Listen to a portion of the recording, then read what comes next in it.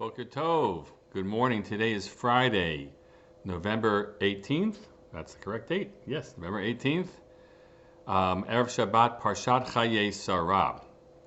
We've been studying actually over the past week the depiction of Eliezer's work in trying to find a wife for Yitzchak, and then ultimately the depiction of Rivka entering the home and the house of the tent of Sarah, and it's a very sweet depiction that we took some time to look at. I want to just sit in one text with you for a moment, and that is the Torah's unnecessary description of where everybody's coming from. We know that Rivka and her maidens, Batakam Rivka, she arose along with her maidens, and they mounted the camels, and they followed after the man, Eved Avraham, the servant of Avraham, and the servant took her and he went. And then we're told by Yitzchak, Bami bo be'er l'chai ro'i. He was coming. It's a strange double phrase. Bami bo. He was coming back from be'er l'chai ro'i. For hu yoshev eretz hanegev, and he dwelled in the southern area. And then he went out l'suach basadeh to whatever that means exactly. And he saw her, and he saw the camels coming, and she saw him. So one question that I think that everyone is intrigued by is, why tell us the information about Yitzchak having come from somewhere else? I understand Rivka's coming from somewhere else to the homestead, but why tell us this about Yitzchak? And we're meant to learn a bunch of things perhaps about where Yitzchak might have been, why he wasn't living at home, why he wasn't at home at the time, maybe he was living at home.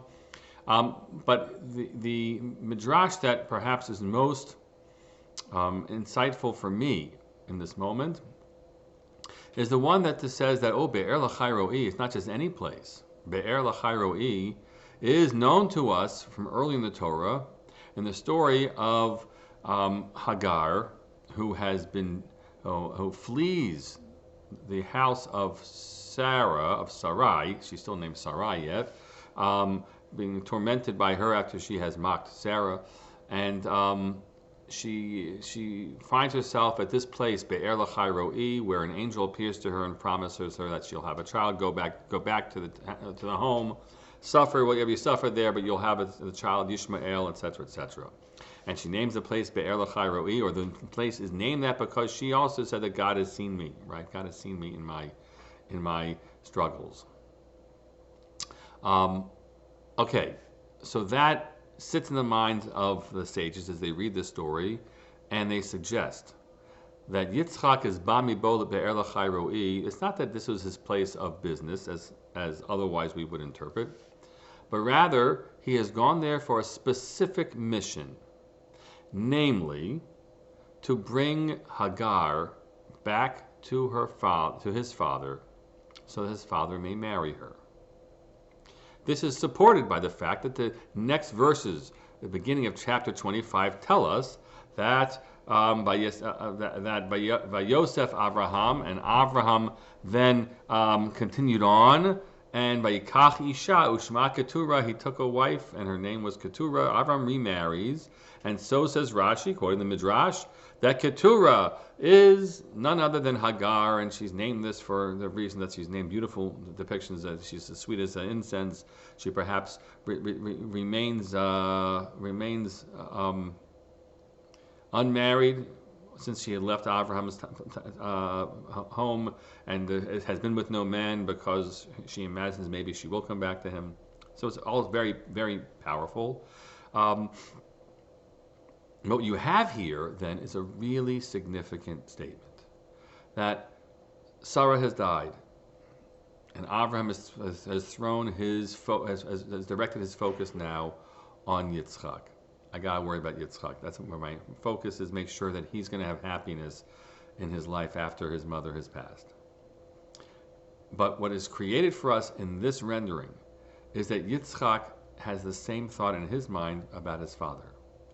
Sarah, my father's love and his life for all these years has died, And he doesn't have to be alone. He can still have life. He should still have life and maybe love. And so as Avraham sends a servant to go bring a wife for Yitzchak, Yitzchak goes himself to bring back Hagar to become Avraham's wife. And that is, I think, a powerful, as I said, presentation of the way that families reconstitute, even after a great loss, and the love and caring that a parent shows to a child, and at the same time the child shows the parent, wishing for one another that they should yet have happiness in life. May we all know such bonds between parent and child, and the capacity to bring love and joy and life yet to one another. Wishing you all a Shabbat Shalom.